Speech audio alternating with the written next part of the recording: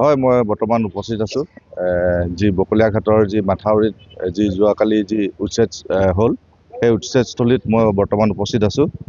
আৰু এই স্থানতে এটা শ্ৰীমন্ত শংকৰদেৱ সমাজৰ এটা নামঘৰ আছিলে। আৰু এই নামঘৰ ভাগি যোৱাকালি যি উচ্ছেদ কৰা হৈছিল, ইয়াতো উচ্ছেদ কৰা হৈছিল। আৰু আপোনাক মোৰ সতীৰ্থ সাংবাদিকে দেখুৱাব যি এই নামঘৰটো ভাঙি বৰ্তমান ধ্বংসস্তূপত পৰিণত কৰিছে। আৰু এই নামঘৰ ভাগিৰ যি গুৰু আসন আছিল, যি নামঘৰ ভাগিৰ যিবোৰ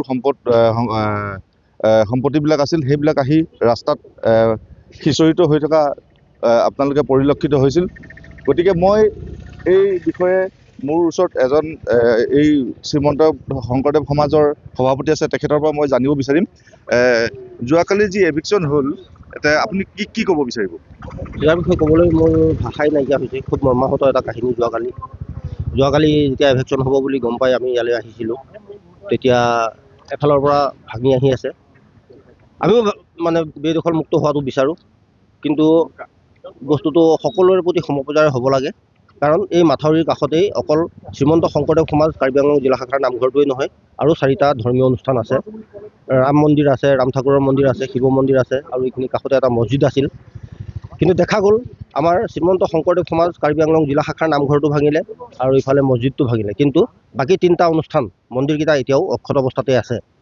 গতিকে এই কথাটো যোৱাকালি যেতিয়া টিভি চেনেলত প্ৰচাৰ হৈ গৈছে, শ্ৰীমন্ত শংকৰদেৱ সমাজ অসমৰ আমাৰ পদাধিকাৰ প্ৰধান সম্পাদককে আদি কৰি সমাজৰ লোকসকলেও বৰ আক্ষেপ কৰিছে আৰু ফোনযোগে মোৰ লগত যোগাযোগ কৰিছে তেখেতসকলে, যে চৰকাৰক তেখেতসকলে এইটো জনাব বিচাৰিছে যে বেদখল চৰকাৰী মাটিটো বেদখল মুক্ত হোৱাটোত আমি সকলোৱে বিচাৰোঁ।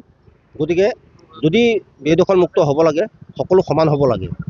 নামঘৰটো আৰু মছজিদটো ভাঙাৰ পিছত বাকী 3টা অনুষ্ঠান কিয় ভাঙা নাই এতিয়ালৈকে, তেখেতসকলে মোক প্ৰশ্ন কৰিছে। গতিকে তাৰটো উত্তৰটো মই দিব নোৱাৰিলোঁ, প্ৰশাসনে দিব। গতিকে যি কি নহওক, কালি যিখিনি ঘটনা হৈ গ'ল তাৰ কাৰণে কিন্তু শ্ৰীমন্ত শংকৰদেৱ সমাজ কাৰ্বি আংলং জিলা শাখাৰ হৈ মই কিন্তু বৰ মৰ্মাহত হৈছোঁ। আমাৰ সকলো ৰাইজ বৰ দুখিত হৈ আছে। হয়, মোৰ লগত মোৰ কাষতে আৰু এজন কাৰ্বি আংলং জিলাৰ যুৱ ছাত্ৰ পৰিষদৰ সভাপতি আছে, তেখেতৰ পৰা মই প্ৰতিক্ৰিয়া জানিব বিচাৰিম। যি নামঘৰ ভাগি যোৱাকালি যি ভাঙি ধ্বংসস্তূপত পৰিণত কৰি গ'ল, গুৰু আসন আহি আপোনাৰ ৰাস্তাত পৰিলে আহি, আৰু যিমান গুণমালৰ পৰা আৰম্ভ কৰি যিবিলাক মন্দিৰৰ সা সামগ্ৰী আছিল আহি বাহিৰত সিঁচৰিত হৈ আছিল, এই বিষয়ত কি ক'ব? প্ৰথম কথা হৈছে আপোনাৰ, আমি নিজে আচৰিত হৈছোঁ। আপোনাৰ নামঘৰ আপোনাৰ ভাঙিছে, ঠিকে আছে, অবৈধ স্থলত আছে। সেই স্থলত আপোনাৰ মন্দিৰবোৰ কিয় নাভাঙিলে? মন্দিৰৰ ৱাল ভাঙি পেলাই কাম সামৰিলে নহ'ব নহয়।